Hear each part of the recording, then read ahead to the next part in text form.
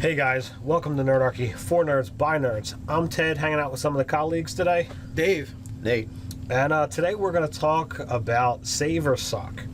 Now, this is basically, when you're playing D&D and you've got a crappy situation that is totally based off of a die roll. It could be death, it could be, something catastrophic like, turning to stone or whatever have you.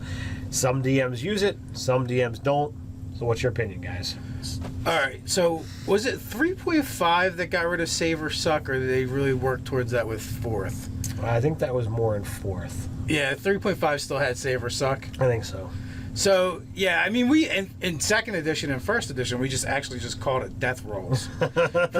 pretty much, Usually it was just a saving throw, and it was like, all right, you either make the save or you're disintegrated, or make the save or you're just dead. Right.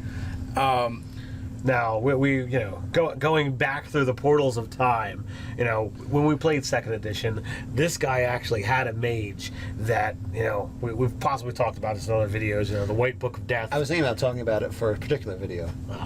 But, we got into the mantra of death rolls. Because chanting. He could turn a page and see what happened. And, good things could happen or bad things could happen. Yeah, every page you read was like a page of power, and something was going to happen. You just didn't know what. I don't even think our DM knew, to be honest with you. It was just like if he rolled, really well. Yeah. Like, I don't remember if you were rolling percentile dice or a D20. It was a D20. Yeah, it was mostly just like a save versus petrification or something, or save versus death. Yeah, and by the end of it, like, there was enough bad rolls that had happened that you looked like a doppelganger. Yeah, it was. I had a pretty cool style then. Yeah, without the cool doppelganger, I changed my look. Yeah. So, I'm kind of in the middle on this. I'm fine with characters dying. When it's because of a roll or when something bad happens because of a roll, it's like, well, that's really like the entire game. Yeah, when you delineate it down to like, all right, I rolled and I hit this monster, or I didn't and it killed me. So if that's how close a combat is, you're pretty much, the whole game is like a death roll. Well, here's so it's just because I think psychologically we see this one roll determined whether or not something happened, and it wasn't what I based my character around. Hey, let's just boil this down to what this really comes down to. I was DMing and I turned Ted's character to stone. Oh, and he's pissed off. Yeah. All right, no, that was just inspiration for this video. That was inspiration. I won't deny it. I'm not gonna hide behind any kind of banner, but to kind of in case you do want to, we have one. We do have a banner, but to thwart your logic. Okay, I swing, I missed the monster goes, he drops me. I now have possibly up to 2 rolls or 2 rounds before, for my companions to use a healer's kit, a spell, some effect to either stabilize me or heal me. And if they don't get to you, have 3 coin flips to decide whether or not you live or die. And in fact, if you roll really poorly on one of those coin flips, you have 2 coin flips. Yes, but it is decided by, a single D20 roll, as where some effects, as in the save or suck, really does go down to that, all right, well, this situation happened, and in this case, I was a statue, or in this case, I was disintegrated. In 5th edition, they got rid of it. It really does take, like, I'm pretty sure I haven't seen anything yet that's been 1 roll, but everything seems to be at least 2 rolls. So you had to screw up twice, and 2 other players did as well. It just so happens that after the one screwed up the second time, we're like, remembered that he'd actually had inspiration to use, and that's actually what saved him. Right. Which I am horrible at giving out inspiration. Yeah, I am too. And the only reason he had inspiration is because I vied for him. But anyway, so. Foolish Ted, you should have vied for yourself. You might have still been alive. I don't do that. Well, actually, it wasn't even going to kill him. It just denied him a boon. A boon, right. Now, apart from the save or suck, a single die roll or multiple die rolls, I personally I don't go for those type of effects. It's not the style I want to run. I prefer My friend, you're playing the wrong game. There's plenty of adversarial stuff that you can do that don't offer the threat of, well, you rolled crappy a couple of times, and now you have to wait around until someone has access to a 5th or 6th level spell, or you're just out of the game. I agree with Nate though. That could be a couple die rolls in a combat. Oh, the monster critted you 3 times. Now you've been obliterated.